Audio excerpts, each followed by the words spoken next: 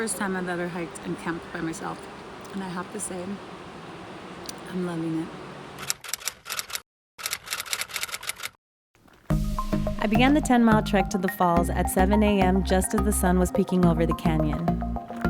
After trekking through the desert sand, the canyon rocks, and some mud here and there, and marveling at all the beautiful nature surrounding me for 3.5 hours, I finally arrived.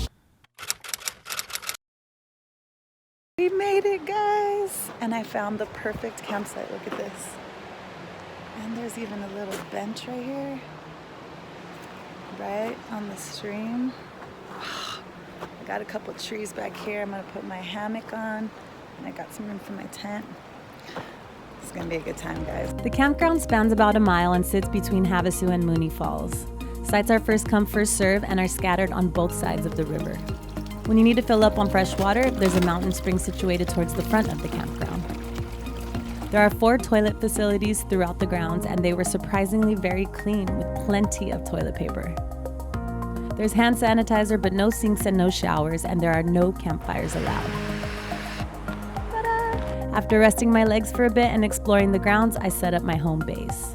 There are plenty of trees for hammocks, so I'd highly recommend packing one. Right, camp is all set up. I got my hammock, I got my tent, I got my view. Now, I'm ready to swim. I set up camp towards the front of the ground, so it was a quick walk over to Havasu Falls. Havasu Falls is the more famous and visited site among the various falls, mainly because it's at the start of the campgrounds. It consists of one main chute of water flowing over a 100-foot cliff into a series of plunge pools. The stunning turquoise blue water is a result of dissolved calcium carbonate and magnesium that naturally occurs in Havasu Creek. Havasupai actually means people of the blue-green waters. I splashed around a bit, sat there in awe, and was able to leave before the crowd started to make an appearance. We are gonna cook an MRE for the first time. Ooh, diced pears, chicken stew, cheese-filled crackers, M&Ms, chocolate hazelnut cocoa beverage powder. Damn, this is like a full 7-course dinner. This is an activated heater. Oh, this is crazy. So you don't even need to heat the water. This is a water heater. I swear, guys, these were some intense directions. A little more complicated than I thought it was going to be. Why am I so confused? You know, I'm going to have to blame this one on the 10-mile hike. I was probably lacking nutrients or something, right? I really don't know if I did this right. Well, let's just see. Oh, goodness, get more. It's working. It's hot, you guys. It's crazy. It's like hot. Impressive. That's crazy. Look, it's starting to boil a little bit. Let's see how it tastes. My uncle warned me and said I might either not be able to poop for a few days or just be pooping as I walk for the next few days. So we'll see. That's pretty good. It smells good too. You know, I forgot hot sauce.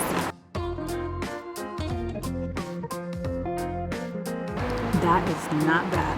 Give it a little salt. It's red pepper. Oh my god. This just made me so happy. Yeah. Oh damn. I might have put too much of that. You know what we're just missing? The tortillas. I'm happy right now.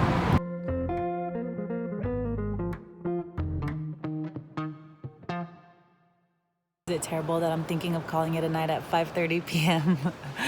I'm beat, guys. My hip is killing me. I'm actually kind of nervous about the level of pain I have in it right now. I'm hoping I could just rest it off. I'm gonna stretch it out right now and hope it feels good by tomorrow. We started here and we did all of this, went through Supai, and then boom, set up camp. So tomorrow we need to go to Mooney Falls and then do Beaver Falls. It looks like that's 2 miles from here, so 4 miles round trip. Well, let's hope my hip is fine, all right? Good morning. It's 6:30 right now. I slept for 12 hours last night, but I needed it.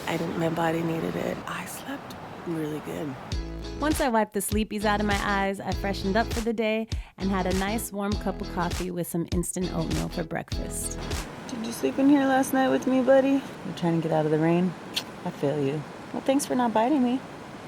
Or crawling up my nose and laying eggs.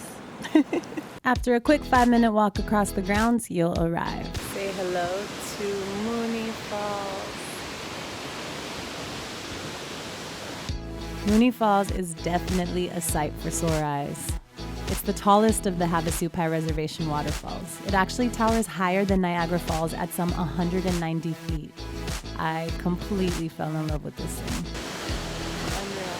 As you make your way down, you'll see rails in some areas, but you may get a little confused on where to go, only because the tunnel you go through, once you get to this sign, just looks like another little hole in the cliff. Yep, that's it right there.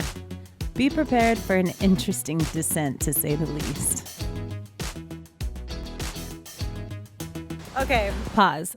I really wanted to show you guys the experience of descending the cliff. I did it while holding my GoPro and even did it again just for the shot because I had forgotten my head strap. But unfortunately, I lost the SD card that had 90% of my GoPro footage. So yeah, sorry guys. That was a little crazy. Not this part so much, but some of those parts up there, you're literally scaling a canyon with some chain links. I'm in heaven right now.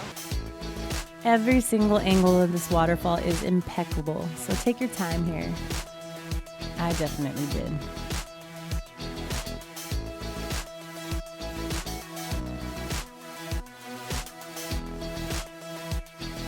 So it's about 8:30 now. I had 30 minutes here to myself. That was amazing.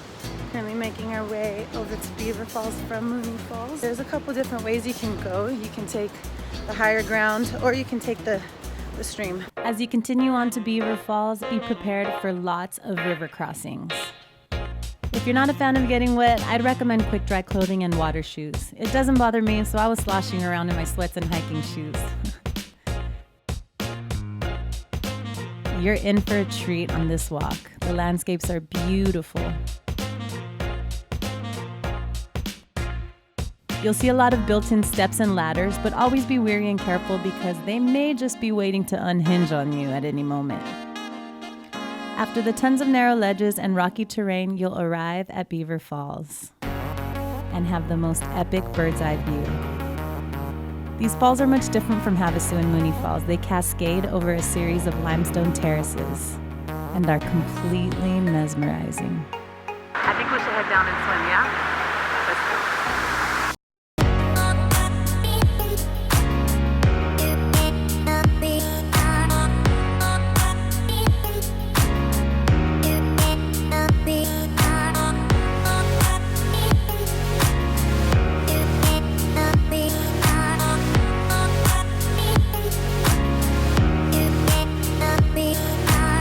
Behind the scenes at Beaver Falls right now. Look at that. Look at how nice this branch is. Conveniently located for my camera. I'm the only one out here right now. Everyone just left. There were a few people here, but everyone's gone now. It's not quite 11 a.m. So now I'm gonna enjoy this cold swim. I'm the only one swimming for a reason, guys. The water's pretty freaking cold, but I had to. How am I not gonna swim in this? After freezing my butt off a little more and saying my goodbyes, I made my way back to home base. So you can continue going downstream about 6 more miles and you'll get to the Colorado River. But the problem is this time of year there's not enough sunlight. So I would basically be hiking back and it would start to get dark. So I'm not gonna do that this trip, maybe next time. On the way back to the grounds, I allowed myself to get a little lost in order to find some cool spots I didn't pass through on the way over. There are tons of magical little nooks and crannies of the canyon just waiting to be discovered. I mean, let's be honest, this place straight up looks like it belongs in a fairy tale. It's pretty overwhelming just how majestic and beautiful it is.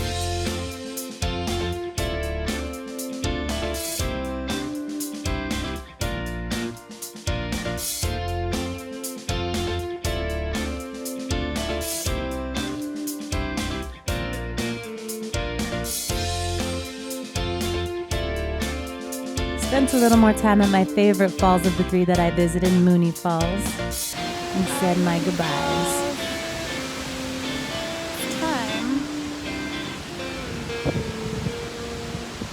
to climb that baby.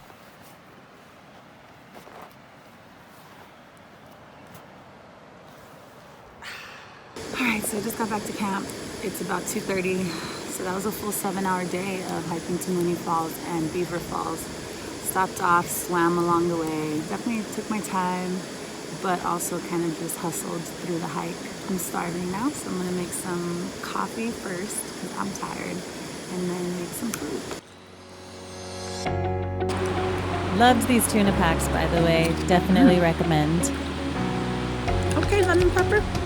Oh, and watch out for these guys. They are on the prowl for food. I was able to keep them away using these odorless bags. I used some for trash and some for snacks and had no issues. Went for one more little dip in my front yard, made a nice warm dinner, and after one more night's rest, packed it all up and said my goodbyes.